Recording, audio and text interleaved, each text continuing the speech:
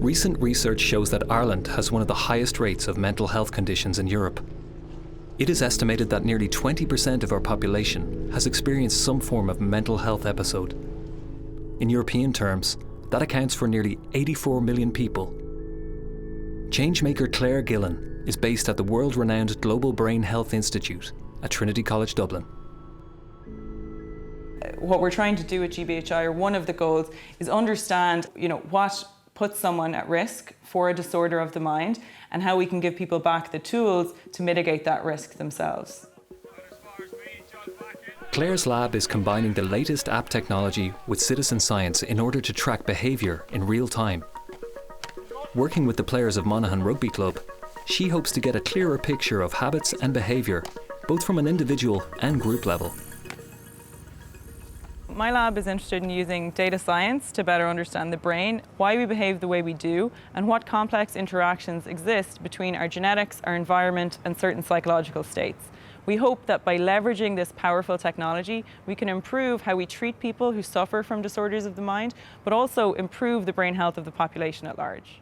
So there's basically a lot of decision points that one has to make in determining... Claire and her team at the Gillan Lab are looking at how our behaviour and mood can be related to brain health, and how our behaviour is then linked to more chronic conditions, such as compulsive behaviour and addiction. And to make sure that the data transfer there is done. What we're looking at is how people get stuck in episodes of illness, where it seems like all the mental health experiences that they have, their stress, their anxiety, their sleep, are actually reinforcing one another over time. And we think of that as being an acute state of mental illness.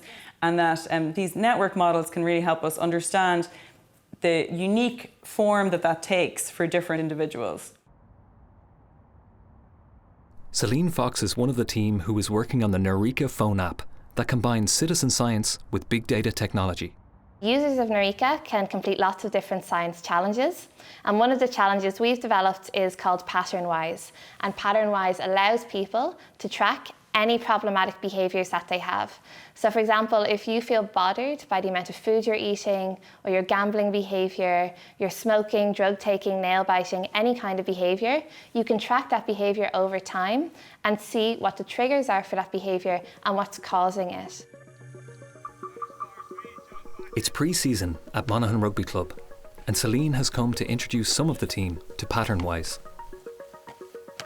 We're going to show the guys how to download Neureka, and then within Neureka we have a feature called Pattern-Wise, and Pattern-Wise allows you to track your habits. So all of the guys are going to pick a habit that they're interested in seeing change over time, and they'll track that for 6 weeks. So I suppose it's tracking compulsive disorders, I suppose.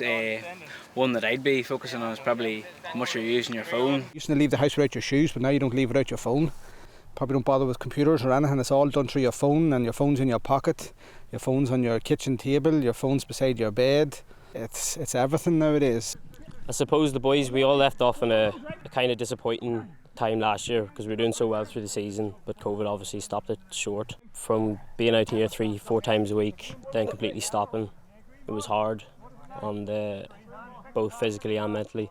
But you had to truck through it, and I suppose this new app that we've been looking at will help highlight the more mental side of things, because everyone kind of would think more on the physical, but I think the mental side was more strenuous over the COVID period. When someone downloads Neureka, they automatically become a citizen scientist. And that means that they're really helping us to understand brain health, but also to solve the big mysteries in brain science. So there's a lot of value not only to us by collecting people's data, but also to people who use the app themselves. And every time they complete Pattern-Wise, a graph of their data is updated so they can see those changes in their own habits over time. From the demonstration, you can see that there's questions to be asked and you have to answer them. So it's going to make you think about your answers, and it is only 3 times a day. So hopefully as time goes on, you'll see the trends change personally, and the study will hopefully learn something from it too.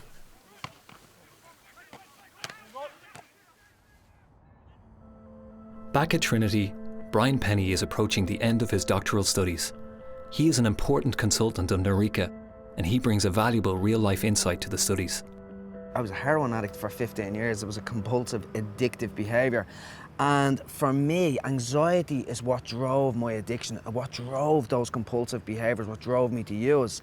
And I'm really interested in the work that Claire is doing here, because they're looking at the bidirectional relationship of emotional pain, emotional discomfort, and how that can drive compulsive behaviour. That are just using information that we gather from people at baseline to actually, that could aid in a clinical decision. So something, the data you could provide in one day, and that might tell a clinician something really about like what we should do for this person. So the app is a game changer in moving away from population or group level findings right down to individual findings. We can build individualized pictures, and then we can also take groups of people together who are all, who are all tracking their nail biting or who are all tracking their gambling, and see if there's just fundamental differences in how those networks look depending on what the behaviour is.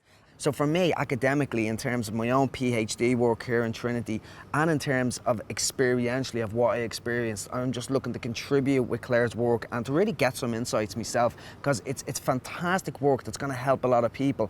And if I had tools like this when I was in addiction, it would have been a game changer for me.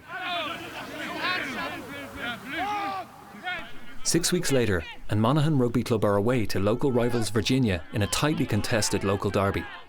Claire is back to talk to Mark McCardle about the app, which now has over 300 active participants.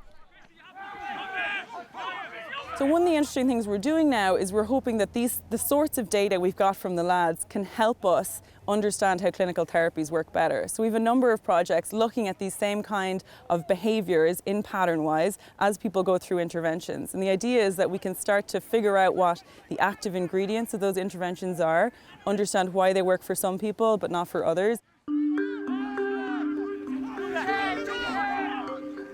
It hasn't been a positive result for Monaghan, and the points this time go to Virginia.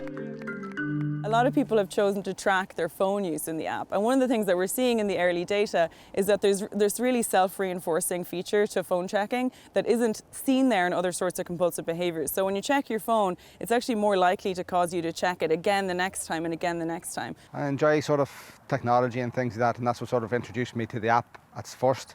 And at the start it took a wee bit of getting used to it, because it alerts you every 3 or 4 times a day. Like, I did see a result out of it. When you start to see that, you go, maybe it was worth putting that effort in for the time that it took. When you were tired, I tended to find that I was using the phone more just to pass time, whether it's early in the morning, late in the evening, or whether you've had a match and you're tired that next morning, you tend to look at the phone a bit more often. But what's interesting about that as well is that that's not necessarily a pattern that everybody has, and you can see in this like average of all the users so far, that's not there. That's where the advantage of having this personalized network to you comes into effect, right? Because for you, really, that link might be really important, and that's what we'd need to break, especially if it was a more serious compulsive behaviour than phone checking. It only took me 5 minutes, not even, in the whole day to complete the questionnaires.